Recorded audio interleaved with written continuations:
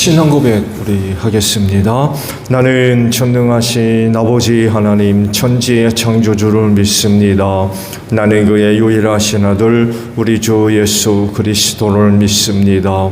그는 성령으로 잉태되어 동정녀 마리아에게서 나시고 본디오 빌라도에게 고난을 받아 십자가에 못 박혀 죽으시고 장사된 지 사흘 만에 죽은 자 가운데서 다시 살아나셨으며 하늘에 오르시어 전능하신 아버지 하나님 우편에 앉아 계시다가 거기로부터 살아있는 자와 죽은 자를 심판하러 오십니다.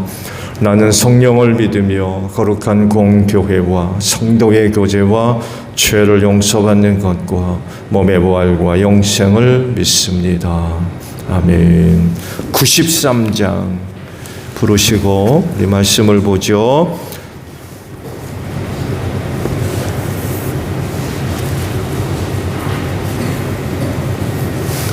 찬송가 93장이에요.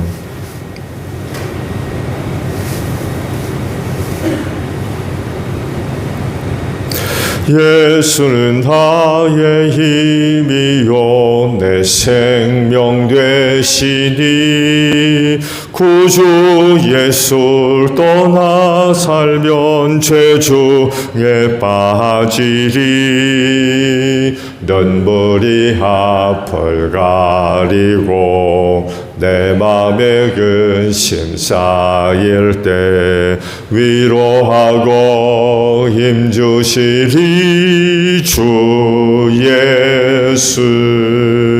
예수는 나의 힘이요 내 친구 되시니 그 은혜를 간구하면 풍성히 받으리.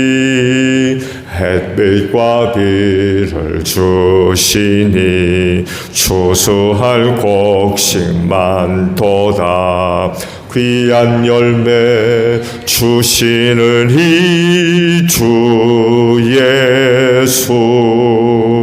예수는 나의 힘이요 내 기쁨 되시니 그 명령을 준행하여 늘 충성하겠네. 주야로 보호하시며 바른 길 가게 하시니 의지하고 따라갈 이 주 예수. 예수는 나의 힘이요 내 소망 되시니 이 세상을 떠나갈 때 곧 영생 얻으리. 한없는 복을 주시고 영원한 기쁨 주시니 나의 생명 나의 기쁨 주 예수. 요한복음 5장입니다. 1절로 18절까지 말씀을 교독을 합니다. 요한복음 5장 1절로 18절에요. 그 뒤에 유대 사람의 명절이 되어서 예수께서 예루살렘으로 올라가셨다.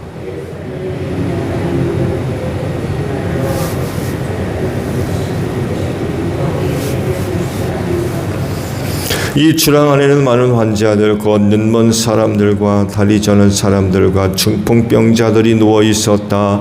그들은 물이 움직이기를 기다리고 있었다.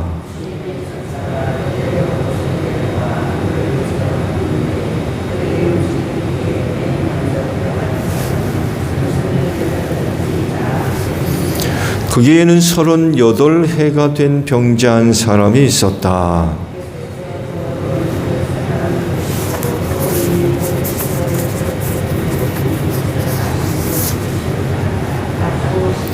그 병자가 대답하였다. 주님, 물이 움직일 때에 나를 들어서 못에다가 넣어주는 사람이 없습니다. 내가 가는 동안에 남들이 나보다 먼저 못에 들어갑니다.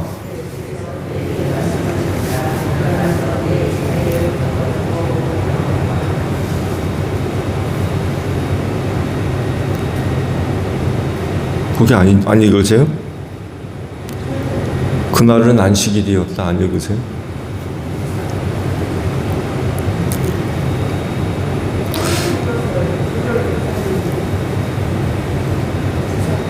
네?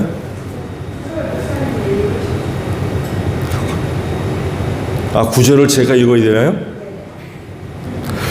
그 사람은 곧 나와서 자리를 걷어가지고 걸어갔다. 그날은 안식일이었다.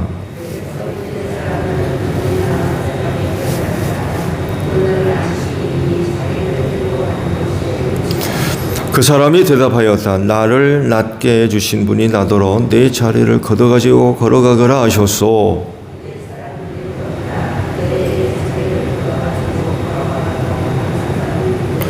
그런데 병 나은 사람은 자기를 고쳐주신 분이 누구인지를 알지 못하였다. 거기에는 사람들이 많이 붐비었고 예수께서는 그곳을 빠져나가셨기 때문이다.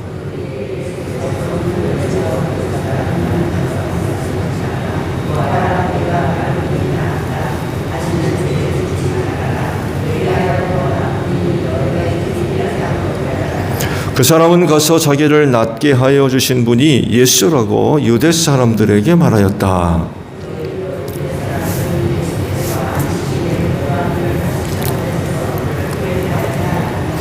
그러나 예수께서는 그들에게 말씀하셨다. 내 아버지께서 이제까지 일하고 계시니 나도 일한다.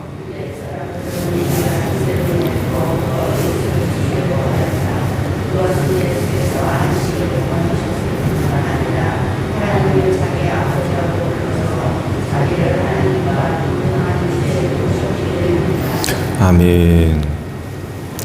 오늘은요 8절에 있는 말씀을 함께 나누려고 합니다. 예수께서 그에게 말씀하셨다. 일어나서 내 자리를 걷어가지고 걸어가거라 라는 말씀입니다. 말씀 이해를 먼저 하면요 5장 1절을 보게 되면 상반절에 그 뒤에 유대 사람의 명절이 되어서라는 말씀이 기록되어 있죠. 요한이 어느 날을 기억하고 명절이라고 하는 단어를 썼는지 잘 몰라요, 사실은. 무명의 명절이라고 보통 이제 해석을 하는데 이 명절이 어떤 명절인지 아직 잘 밝혀져 있지를 않습니다. 요한복음에는 모두 4개의 명절이 기록이 되어져 있죠. 이제 그중 하나가 이제 5절 1절에 기록되어 있는 명절입니다. 5장 1절에 있는 무명의 명절을 포함해서 6월절이 모두 3곳에 기록이 되어져 있고, 그 다음에 이제 초막절과 수전절 이렇게 4개의 명절이 기록이 되어져 있습니다. 그 중에서 특별히 6월절이 3곳에 있죠. 2장 13절 그리고 6장 4절 그리고 13장 1절에 모두 3번에 걸친 6월절이 기록이 되어져 있어요. 그래서 요한복음의 말씀을 근거로 해서 예수님의 공생애가 3년이구나라는 것을 알게 됐어요.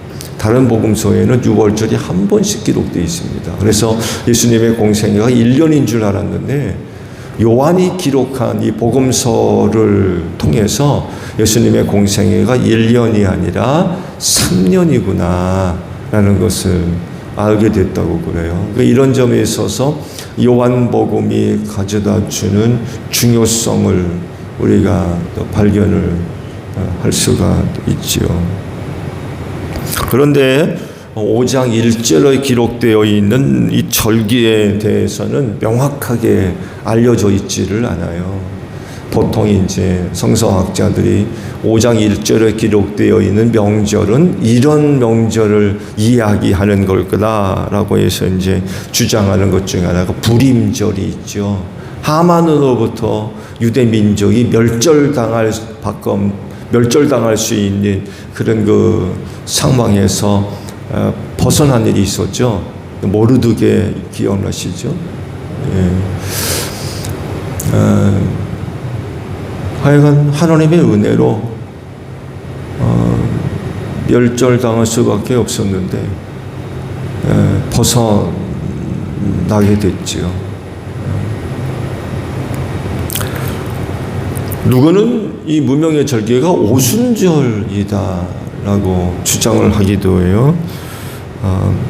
6월절 이후 2장 3절에 기록되어 나오는 2장 13절에 기록되어 나오는 6월절 이후의 예수님의 행적이기 때문에 아무래도 이때 가장 적절한 절기를 찾는다 그러면 오순절이 맞을 거다. 6월절 이후 50일 이후잖아요. 아마 오순절을 이야기하는 것일까라고 주장하는 사람도 있고요. 누구는 또 뭐 초막절로 보는 사람도 있고, 또 어떤 사람은 이 무명의 절기는 6월절이다라고 주장하는 사람도 있어요. 이 사람에 의하면 그 6월절 명절에 모두 4번이 되는 거죠. 여러 가지로 주장하는 그런 그 절기입니다. 말씀드린 대로 무명의 절기라고 보통 그래요. 정확하게 이 절기가 어떤 절기인지 사실은 잘 알려져 있지를 않습니다. 또 5장 1절을 보게 되면은 연못 하나 이름이 기록이 되어져 나오죠. 2절에 베드자다 라는 못의 이름이 하나 나옵니다. 히브리어로 이제 번역하면 자비의 집이라는 그런 그 뜻이 있다고 그러죠. 근데요, 그냥 말씀을 보게 되면 자연적으로 만들어진 연못으로 이해하기 쉬운데 사실은 자연적으로 만들어진 연못이 아닙니다. 인위적인, 인공적으로 만들어진 연못입니다. 왜 만들었냐면은 물 저장소예요. 물 저장소. 물을 이제 보관해 두려고 만들어 놓은 물 저장소입니다. 기원전 200년 그때쯤에 만들어졌다고 그러죠. 하스몬 왕가 때 인위적으로 만들어진 그런 곳이라고 합니다. 뭐 어떤 사람들에 의하면은 간헐천이다라고 주장을 하기도 해요. 왜냐하면 물이 움직였다라는 말씀을 근거로 해서 베드자다는 간헐천이다. 뜨거운 용암에 의해서 물이 이제 데펴져 있다가 갑자기 이제 솟아나는 그런 간헐천이 아니냐 그런 거 주장을 하기도 하는데 사실은 역사적으로는 인공연못이라고 합니다. 그리고 헤롯 대왕 때에 이르러서 재정비를 한 거예요. 헤롯 대왕 때 성전도 건축을 했죠. 이 헤롯 대왕이 사용하기 더 좋은 곳으로 잘 이제 정비를 해놨다고 그럽니다.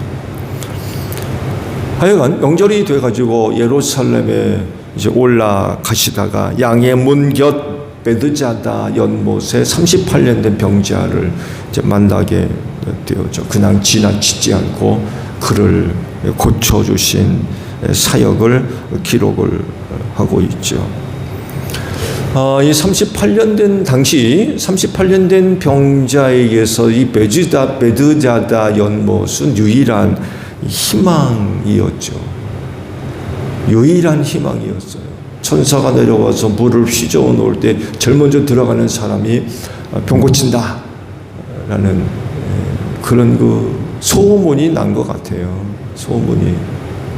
실제로 몇 번이나 그런 일이 있었는지 또 몇 명이나 사람들이 병을 나았는지는 밝혀지진 않지만 여하간에 38년 된 병자뿐만 아니라 그때 당시 고칠 수 없는 그런 그 병을 갖고 있는 사람들이 아마 굉장히 많이 몰려 있던 것 같아요. 말씀에도 굉장히 사람들이 붐볐다고 그러죠. 또 회랑까지 만들어졌기 때문에 또 적절하게 쉼을 제공하는 그런 그 장소이기도 해서 아마 굉장히 많은 사람들이 거기에 몰려 있었던 것 같아요. 희망을 갖고 몰려드는 거죠. 사실 뭐 그 시대에 불치병 걸려가지고 고생하는 사람들이 뭘 의지하겠습니까? 의사를 기대하겠습니까? 병원을 기대하겠습니까? 못 고치니까. 그러니까 이 베드자다 연못이 유일한 희망이 될 수밖에 없었죠. 그렇지만 희망이 있는 곳에 뭐가 있어요? 절망이 있어요. 못 고치니까. 이 말씀드린 대로 몇 사람이나 천사가 물을 휘저어 놓을 때 들어갔는지는 모르겠습니다만 이 38년 된 병자에 의하면 내가 가기 전에 다른 사람들이 먼저 들어간다는 거예요. 희망을 갖고 왔는데 오히려 그 희망이 절망이 되는 거죠. 절망.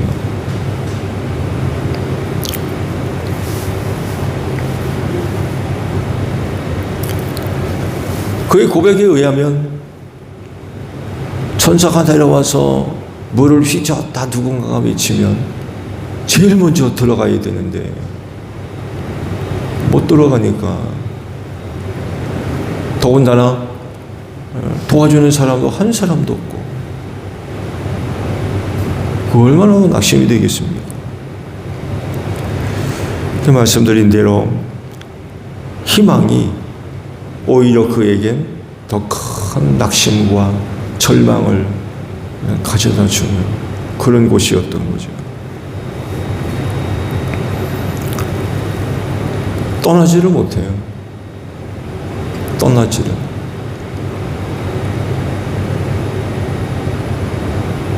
안타까운 일이죠. 38년, 적어도 38년을 거기서 그렇게 보낼 수밖에 없는 그런 처지였던 거죠. 예수님 눈에 이 사람이 어떻게 보였을까요? 예수님은 이 사람을 어떻게 바라보고 계셨을까요? 아마 그곳에 있는 사람들 가운데 가장 불쌍한 사람이었던 것 같아요. 누구보다도 하나님의 구원을 필요로 하는 그런 그 사람이 되었던 것 같아요. 결국 그를 구원해 주시죠.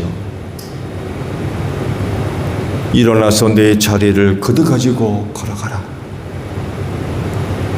그러자 즉시 일어나서 38년 된 누워있던 자리를 걷어가지고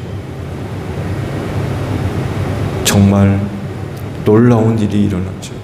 놀라운 일. 그가 좀 더 예수를 알았더라면 어땠을까요? 좀 더 일찍 예수를 알았더라면 과연 그 베드자다 연못가에 그대로 그렇게 있었을까? 어떻게 생각하세요? 아마 예수 만나려고 많은 노력을 하지 않았을까? 내가 고침받을 수 있는 건 이 베드자다 연못이 아니라 예수로구나. 그래서 어떻게든 그 예수를 만나려고 하지 않았을까? 근데 안타깝게도 예수에 대한 이야기가 그에게 전달되지 못했던 것 같아요. 예수가 누군지 몰랐다고 그러잖아요. 안타까운 일이지요.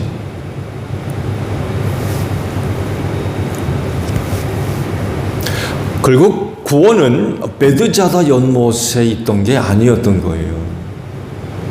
천사가 휘저 놓을 때 제일 먼저 들어가는 사람은 누가 됐든지 간에 병을 고쳤다고 그러는데 정말 그런가요?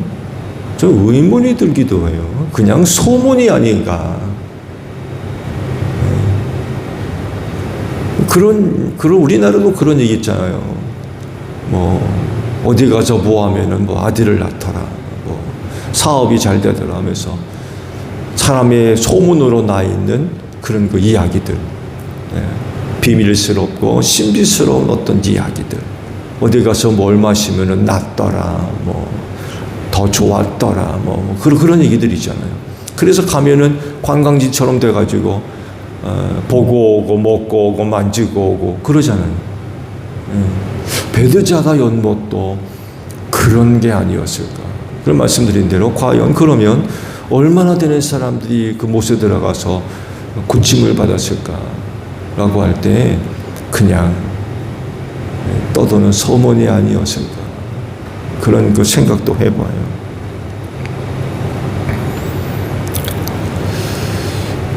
그렇지만 예수님이 오신 이후로 베드자다 같은 것은 더 이상 의미가 없어진 거죠. 예수님이 오셨기 때문에 참 구원이 베드자다 연못에서 나오는 게 아니라 예수에게서 나오잖아요. 그 사람에게 있어서 베드자다가 무슨 의미가 있어요? 아무런 의미가 없는 거죠.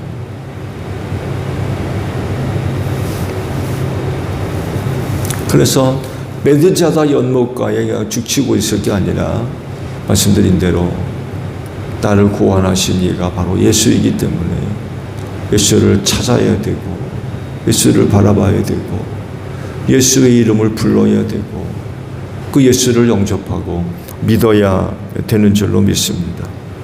38년 병자가 이걸 우리에게 증거를 하고 있어요.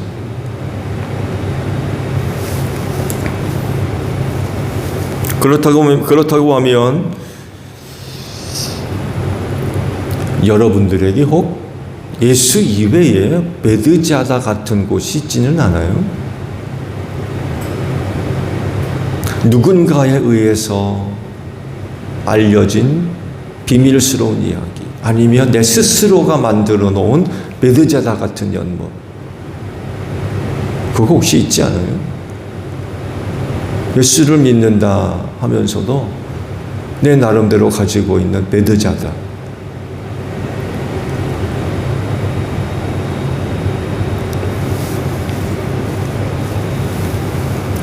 예수 믿는 사람이라고 하면 당연히 이런 두 마음을 품어서는 아니 되죠. 당장 우리는 그곳에서 나와야 됩니다. 예수가 계신데 내 나름대로 만들어 오는 베드자다. 온전히 우리의 삶의 방향이 예수를 향해야 되는데 그러지는 못하고 때때로 이 베드자다로 가는 거예요.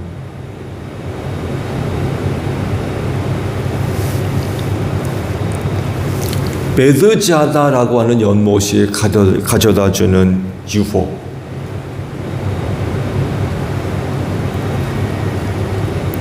이런 것들의 유혹에 넘어가서는 안 된다는 거죠. 당연히 우리는 그런 베드자다가 있다고 하면 없애야 돼요. 아니면 또 새롭게 베드자다를 여기저기다가 만들어 놓는 그런 것도 있어서는 안 돼요. 구원은 오직 예수에게서 나오는 줄로 믿습니다. 그분으로만이 내가 구원받을 수가 있어요. 그 말씀드린 대로 일찌감치 38년 된 병자에게 예수 이야기가 들려줬다면 어땠을까? 그는 조금 더 일찍 베드자다 연못에서 나왔을 겁니다. 더 이상 베드자다가 자기를 고칠 수 없다는 거를.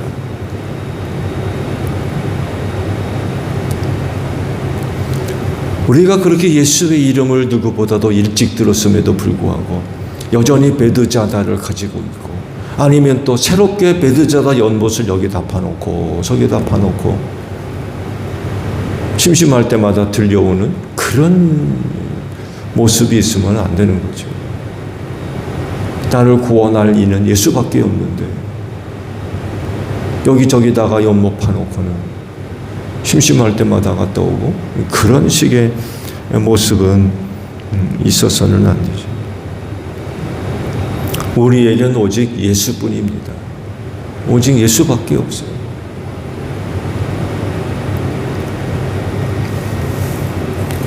그 예수가 우리를 모든 죄와 사망에서 구원해 주실 줄로 믿습니다. 오늘도 이른 아침 주 앞에 오셨는데 우리 예수님으로부터 놀라운 하나님의 은혜와 사랑이 여러분 모두에게 임하기를 바랍니다. 주기도만 합니다. 하늘에 계신 우리 아버지, 아버지의 이름을 거룩하게 하시며 아버지의 나라가 오게 하시며 아버지의 뜻이 하늘에서와 같이 땅에서도 이루어지게 하소서. 오늘 우리에게 일용할 양식을 주시고 우리가 우리에게 잘못한 사람을 용서하여 준 것 같이 우리 죄를 용서하여 주시고 우리를 시험에 빠지지 않게 하시고 악에서 구하소서. 나라와 권능과 영광이 영원히 아버지의 것입니다. 아멘. 기도하겠습니다.